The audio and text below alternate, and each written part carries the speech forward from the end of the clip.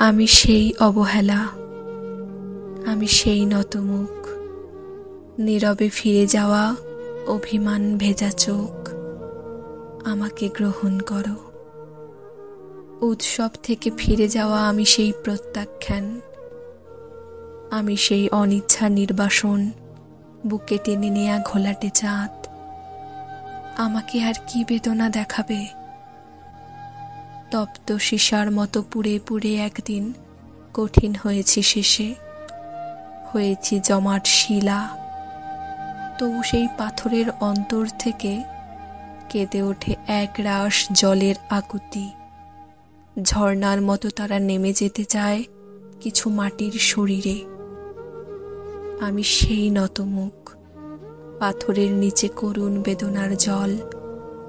আমি সেই অভিমান, আমাকে গ্রহণ করো।